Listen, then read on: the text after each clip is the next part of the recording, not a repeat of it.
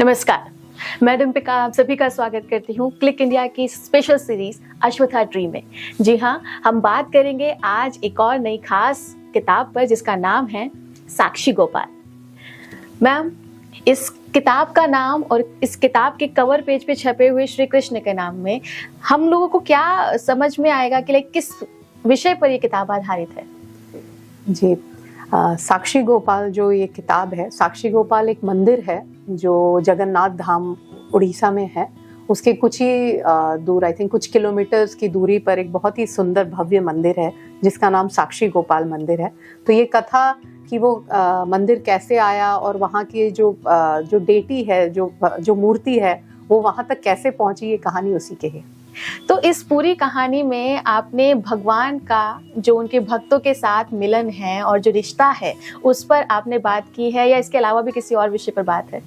साक्षी गोपाल जो ये पुस्तक मैंने लिखी है बच्चों के लिए, उसका मेन रीज़न था कि एक फेथ सिस्टम जो है उसको बच्चों के मन में इंस्टिल करने के लिए। और ये बहुत ही सुंदर कथा है कि किस तरह से एक जो ब्राह्मण है, जो बड़ा यंग ब्राह्मण है, और वो एक बूढ़े ब्राह्मण की मदद करता है जब वो एक तीर्थ पर जाते हैं।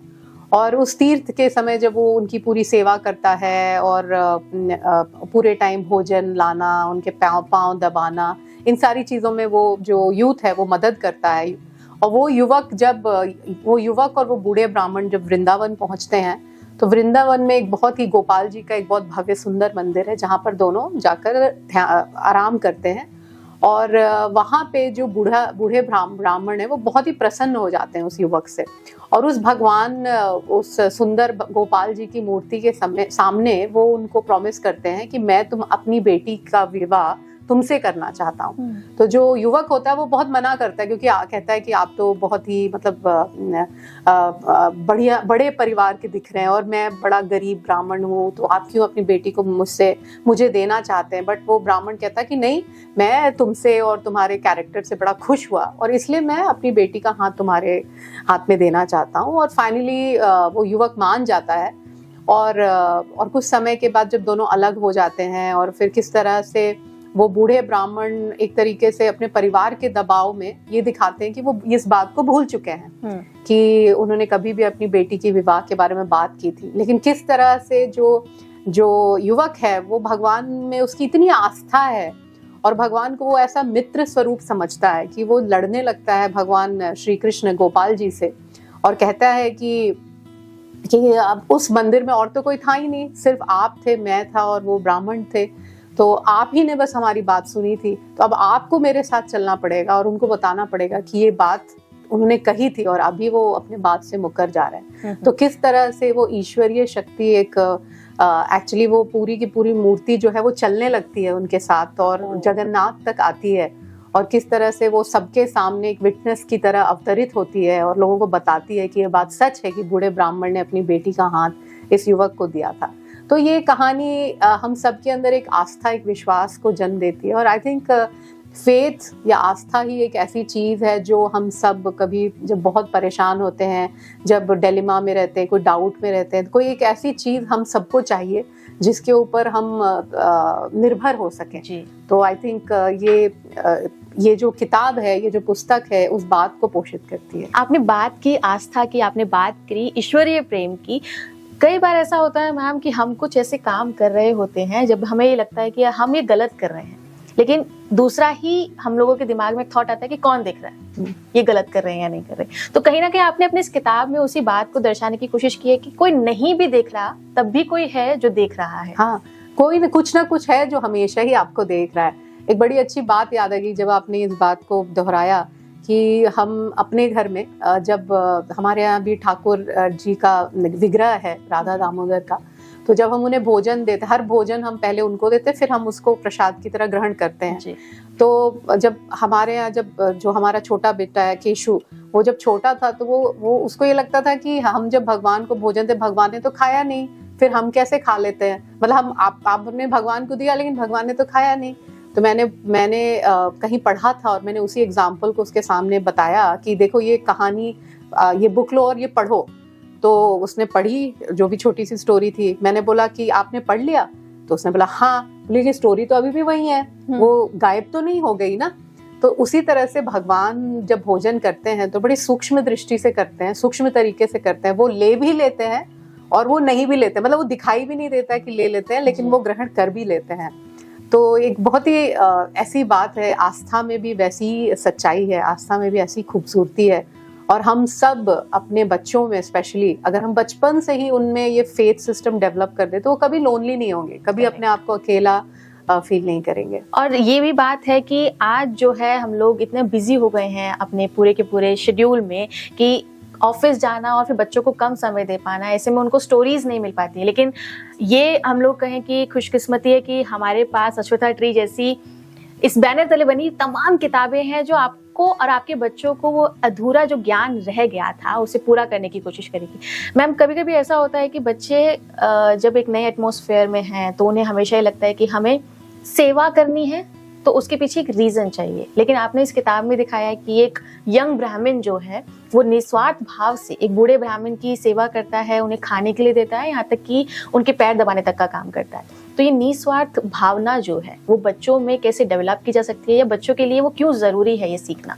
निस्वार्थ भावना और निस्वार्थ सेवा सिर्फ बच्चों के लिए नहीं, हम सबके लिए जरूरी है, क्योंकि ये हमें एक अपने आप से ऊपर उठ के जीने का तरीका सिखाती है। क्योंकि हम सब बड़े सेल्फिश होके सेल्फ सेंटर्ड तरीके से जी रहे हैं। जब हम सेवा के लिए अपना हाथ आगे बढ़ाते हैं तो हम कहीं अपने दायरे को बढ़ाते हैं, दायरे को बढ़ाते ही हमारा जो हृदय चक्र है वो और एक्सपैंड करता है। उस एक्सपेंशन में हमारे पास औरों के लिए भी जगह बनती है, जो बहुत ज़्यादा इम्पोर्टेंट है। और छोटे बच्चों को अगर हम बचपन से ही सेवा करने का मौका देंगे या सेवा करना सिखाएंगे, और उन्हें कोई ज़रूरी नहीं कि आप ये करोगे तो आपको ये मिलेगा, आपको बस करना है, इसलिए ही करना है। आप मम्मी की मदद कर सकते हो, घर में किसी हेल्पर की मदद कर सकते हो, स्कूल में किसी की मदद कर सकते हो। और मदद करना is not always connected to some kind of reward. मदद इसलिए करना है क्योंकि उससे अच्छा और कोई तरीका ही नहीं है। और मदद करने के लिए पैसे की ज़रूरत नहीं होती है। बच्चों को हम ये भी समझा सकते हैं कि भाई, जैसे हमें लगता है ना कि भाई फलाने ने इतनी बड़ी फिलांथ्रोपी एक्टिविटी की, भाई इसके पास पैसे हैं इसलिए कर रहा है। नहीं, हम सबके पास कुछ ऐसा है जो हम कर सकते हैं। हम सबके पास भगवान ने इतने पोटेंशियल दिया, इतनी सारी ऐसी चीज़ें दी हैं जो हमारे पास है, हम उसको बांट सकते हैं। तो सेवा जो है वो अपने आप में मानवता की एक बहुत बड़ी ऐसी कड़ी है जो हमें एक उच्च मानवता की जो स्थिति है उस तरफ लेकर जाती है। तो आई थिंक हम सबको, बच्चे तो क्या बड़े बूढ़े, हम सबको अपना अपना हाथ, अपनी कोई टैलेंट हो या अपना समय हो या अपना कोई ज्ञान हो, पैसे हो, अपना समय हो, हर तरीके से हम सबको सेवा करनी चाहिए। तो मैम, जब मैं छोटी थी तो हमेशा मेरे दिमाग में ये सवाल रहता था कि आखिर ये 4 धाम क्या हैं और यहाँ जाना हर किसी की जो प्रायोरिटी रहती है वो क्यों रहती है। तो आप हमारे दर्शकों को बताइए कि आखिर वो 4 धाम कौन कौन से हैं इलाके? ये जो 4 धाम है, आई थिंक नॉर्थ में जो है बद्रीनाथ, केदारनाथ, साउथ में रामेश्वरम, और इधर वेस्ट में जगन्नाथपुरी, और ईस्ट में जो है द्वारकाधीश जो है। आई थिंक हमारे पुराने समय से ही लोग तीर्थ जाना पसंद करते थे। और तीर्थ आजकल तो हम हवाई जहाज और जितने भी मॉडर्न डे के वो हैं उससे जाते हैं, लेकिन पहले लोग तीर्थ पैदल जाया करते थे। तो वो बहुत मुश्किल होता होगा। एग्जैक्टली। तो बद्रीनाथ केदारनाथ तो समझिए बिल्कुल स्नो में है और इतनी ठंड है वहाँ पे। हर जगह, जहाँ भी द्वारकाधीश जो है वहाँ पे इतनी गर्मी है, तो हर जगह जब जाते थे लोग तो कहा जाता था कि तीर्थों में हम बिना जूते चप्पलों के जाते थे। तो तीर्थ भूमि से जो एनर्जी मिलती है वो आपके पैरों से आपके अंदर तक जाती है, समाहित होती है। तो तीर्थ जो है वो अपने आप के लिए एक तरीके से जिसको कहते हैं कि चित्त शुद्धि का एक बहुत ही सुंदर टूल था जो हम सब किया करते थे। और अभी भी लोग, हम सब जाते हैं। अब तो मेन जो ये आकर्षण का ये 4 केंद्र जो है वो भक्ति के लिए, आस्था के लिए, भारत की स्पेशली ये जो 4 धाम है, हम सबका जीवन बिना इन 4 धाम गए हुए आई थिंक इनकम्प्लीट है। मैंने तो नहीं किया 4 Dham, hopefully I will be able to do it sometimes as well. तो मैम, आई एम श्योर कि जब भी आप कोई किताब लिखते होंगे तो लिखने से पहले एक दिमाग में जो थॉट होता है उसको एक साकार होते हुए देखना, और जब वो किताब आपके हाथ में आती है तो एक सपना एक तरीके का पूरा हो जाता है। तो इस किताब को लिखने से पहले जो आपके दिमाग में विचार थे और इस किताब को लिखने के बाद जो आपके पास मैसेज है हमारी ऑडियंस को देने के लिए, वो क्या है? एक जो सिंपल सा मैसेज एक छोटे से स्टोरी से मैं नरेट करूंगी कि जो आस्था होती है, जो भगवान से जो दोस्ती होती है, या भगवान से जो मित्रता, जो भी कहे, आप सखा भाव में रह सकते हैं, भगवान को आप अपना इष्ट समझ सकते हैं, या अपनी माता देवी हैं तो माता समझ सकते हैं, पिता समझ सकते हैं, तो और आप लड़ सकते हैं, आप उनसे नाराज हो सकते हैं। तो एक बड़ी मेरे साथ मेरे जीवन में एक अभी हाल की एक घटना है जिसको मैं बताना चाहूँगी कि आस्था क्या नहीं कर सकती है। तो ये ऐसी एक बात है कि हमने अभी अपना घर बदला था, तो हमारा पूरा सामान जो है, मतलब नेचुरली सबके साथ जो ट्रक में लोड होके दूसरी जगह पहुंचा, और जो पुराने घर की चाबियां थी वो कुछ कोरोना के समय हमें मिली थी, जो गुच्छे वाली चाबी होती है, उसमें से हमने 1-2 चाबी निकाली थी, क्योंकि वो हर बेडरूम की चाबी थी, तो हम बेडरूम्स कभी बंद नहीं करते थे, तो वो चाबियां हमने कहीं रख दी थी। तो जब हमने घर बदला तो जो मेन 2 थी वो तो हमारे पास थी, लेकिन जो हमने यूज नहीं किया था वो पता नहीं कहीं तो थी, और मुझे बिल्कुल भी ध्यान नहीं था, क्योंकि हमने कभी उसको यूज नहीं की थी, और कहीं तो रख दी थी। अब उन चाबियों को मैं भूल चुकी थी, और घर मूव हो गया। घर मूव होते ही जो हमारे जो लैंडलॉर्ड्स थे वो हमें फ़ोन करने लगे कि भाई हमें तो पूरी चाबी चाहिए, विच इज़ राइट, उनकी चाबियां हैं और उनको चाहिए, ज़रूरी है। तो वो कहते कि और मुझे बिल्कुल भी याद ना आए कि चाबी कहाँ। और वो एक मेरे लिए इतना डिफ़िकल्ट सिचुएशन, क्योंकि वो उनका बार बार फ़ोन आया, मैसेज आया कि भैया आपने चाबी नहीं दी, चाबी नहीं दी, और यहाँ मैं पूरे घर में कार्टन भरे हैं और मुझे पता ही नहीं है कि कौन सी चीज़ कहाँ रखी है। तो चाबियां जो उस घर में ही नहीं पती थी, इस घर में कहाँ से पता चलेंगी। तो मैं बड़ी परेशान थी, पता नहीं क्यों मेरा दिमाग जो है वो बहुत ज़्यादा इसी बात पर जा रहा था कि मैं क्या करूँ। एक गृहिणी के लिए स्पेशली सब मेरी तरफ देख रहे थे, भाई चाबी निकालो चाबी। मुझे लगा कि कहाँ है, मैंने कहाँ रख दी। तो उस दिन की बात है कि मैं किचन में जब भोजन पका रही थी, तो अचानक से मेरे दिमाग में था कि भगवान, और मैंने बस ऐसे गुस्से में भगवान से बात की, और मैंने बड़े ही, जिसको कहते हैं कि मैंने प्रेयरफुल तो बिल्कुल भी नहीं था, मैंने कोई प्रार्थना नहीं की, और मैंने बड़े गुस्से में भगवान से कहा कि भगवान जी, अगर आप मुझसे सचमुच प्यार करते तो मुझे चाबी चाहिए।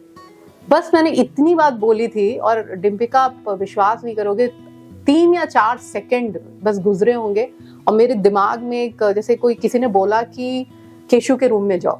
अच्छा। तो जो रूम हमने केशु के लिए बनाया था, तो हम उस रूम में गए, और मतलब जैसे कोई अदृश्य शक्ति मुझे बोल रही कि दरवाजा खोलो अलमारी का, और मैंने अलमारी खोला, और मतलब कोई मुझे मतलब वो कर रहा है, गाइड कर रहा है, और मैंने कि इसमें जाओ, इस डब्बे में जाओ, इसमें जाओ, फिर ये निकालो, और मैं करती जा रही थी। और आप मानिएगा नहीं, एकदम नीचे एक डब्बे में एक मेरा कोई पुराना पर्स रखा था, मैंने निकाला, उसके जिप को खोला, और उसके अंदर चाबी थी। इट्स अमेजिंग, क्योंकि ये आस्था, और फिर मेरे तो आंसू ही रुके नहीं, क्योंकि it was like you tested something, मतलब आपने भगवान की आस्था को टेस्ट कर दिया आज, वो पूरी हो गई, और वो पूरी हो गई। तो आई वाज लाइक कि मतलब फिर उस दिन, अभी तो मैं बोलते समय भी मेरे रोंगटे खड़े हो रहे हैं, क्योंकि दैट वाज अ टेस्ट। और मैंने कोई अलग से प्रार्थना की, हे प्रभु मुझे चाबी दो, ऐसा नहीं था। इट वाज लाइक कि अगर आप मुझसे प्यार करते हो तो मुझे चाबी चाहिए। और देखिए, और उस दिन तो आस्था एक ऐसी चीज है कि किसी के बोलने से नहीं, किसी के कहने से नहीं, एक ऐसी अदृश्य शक्ति है जो हम सबको पोषित कर रही है जी। और हम सब में है, और वो हर जगह, जो आपने कहा ना कि हम कभी कभी ये सोचते हैं कि हम कुछ कर रहे हैं, कोई देख नहीं रहा है, वो शक्ति हर जगह है। अंधेरे में भी है, आप सो रहे हो तो भी है, आप जगे हो तो भी है, तो हर समय आपके साथ है। तो हम सबको अपने जीवन को एक एक्सपेरिमेंट की तरह से लेना चाहिए, और इस सच्चाई की खोज करनी चाहिए, क्योंकि वही सत्य है और वो हम सबके साथ है। Thank you so much ma'am, एक बार फिर आपने हमारा जो ज्ञान बढ़ाया है एक नई कहानी के साथ, इसके लिए आपका बहुत बहुत धन्यवाद। तो देखा दर्शकों, विश्वास और आस्था, ये 2 ऐसी चीजें हैं जो पत्थर में भी जान डाल देती हैं, और तभी भारतीय संस्कृति में हर एक चीज को पूजने का एक रिवाज है, क्योंकि आपका विश्वास जितना ज्यादा स्ट्रांग होगा, आपकी भक्ति भी उतनी बढ़ती है, और आप उतने ही सही तरह से, उतने ही विश्वास के साथ एक नए काम को अंजाम देते हैं। इसी मैसेज के साथ आज के लिए बस इतना ही। अगले एपिसोड में एक नई किताब के साथ आपसे रूबरू होंगे।